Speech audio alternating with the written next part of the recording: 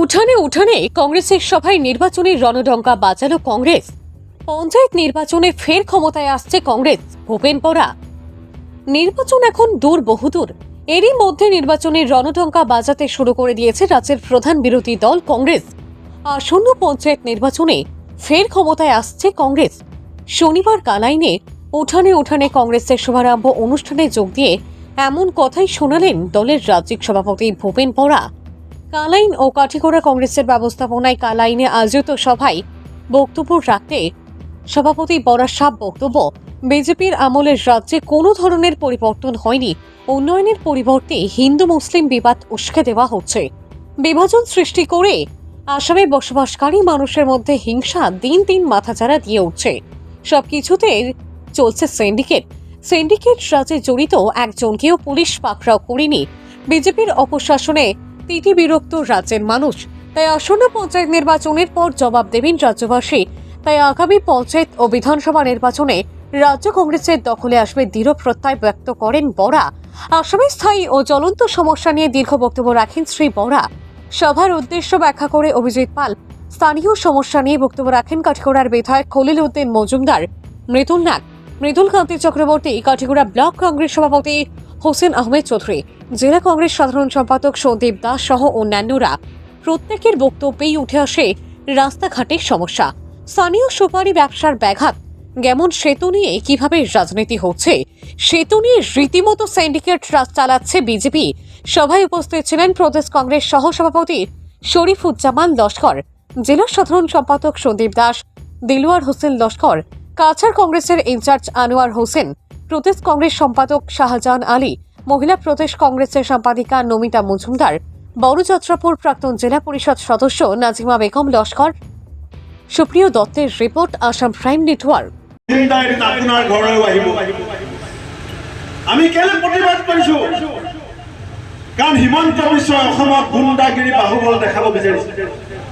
কিন্তু মই হিমন্ত বিশ্ব শৰ্মাক আজি মঞ্চৰ পৰা কৈছো, অসমৰ ৰাজনীতিৰ ভাগ্য বিৰতা হৈছে অসমৰ ৰাইজ।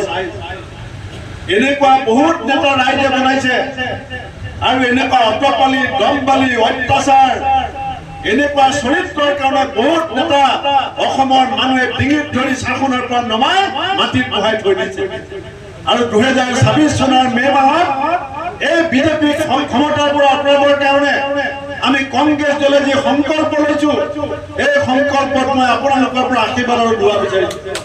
আৰু মই আশা কৰিম যে আমাৰ ৰাজনীতিৰ স্বাৰ্থ থাকে, ব্যক্তিগত স্বাৰ্থ থাকে, দলৰ স্বাৰ্থ থাকে, কিন্তু অহাবাৰৰ বিধানসভা নিৰ্বাচন ব্যক্তি স্বাৰ্থৰ কাৰণে নহয়, দলৰ স্বাৰ্থৰ কাৰণে নহয়, অসমৰ ভৱিষ্যতৰ স্বাৰ্থত, অসমৰ মানুহৰ স্বাৰ্থত, আমাৰ যুৱ প্ৰজন্মৰ স্বাৰ্থত গুচি গৈছে। এজন মানুহ মৰি গ'ল, 15 বছৰ অসমৰ মুখ্যমন্ত্ৰী তৰুণ গগৈ ডাঙৰীয়া, কেন্দ্ৰীয় মন্ত্ৰী,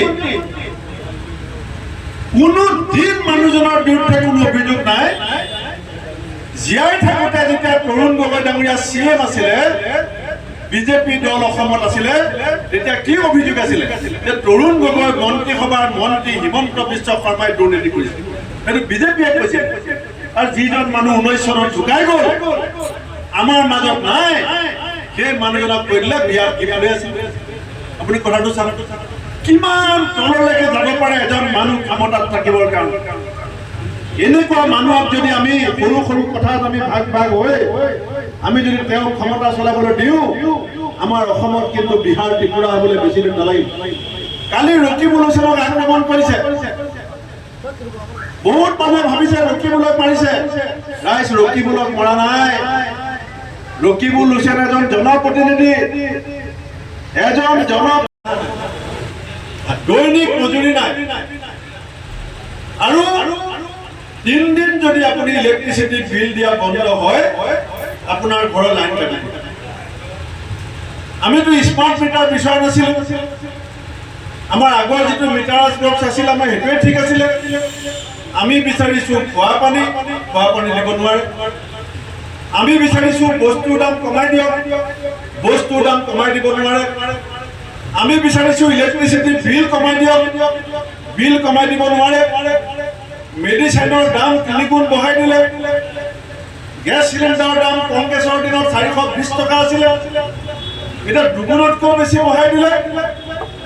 কিন্তু আমাৰ মাথাৰ ওপৰত জবৰদস্তি স্মাৰ্ট মিটাৰ লগাই লাইটৰ বিল 3 গুণ কৰি দুখীয়া মানুহক লুণ্ঠন কৰা এই চৰকাৰে আৰম্ভ কৰিছে। সেইকাৰণে মই ভাল পাইছো যে যিবিলাক কথা মই ভাবি আহিছিলো আপোনালোকে ইয়াত মিটিঙত কৈছে। আজি এই বিজেপি চৰকাৰ, কালি এজন মানুহ ৰাতি ঘৰত মোৰ ঘৰৰ ওচৰত থাকে USTMৰ চেঞ্চেলৰ মেহবুব হক ডাঙৰীয়া, মই বহুত দিনৰ পৰা দেখিছো বহুত কষ্ট কৰি আজি এখন মেডিকেল কলেজ খুলিছে, এখন ইউনিভাৰ্চিটি খুলিছে। আজি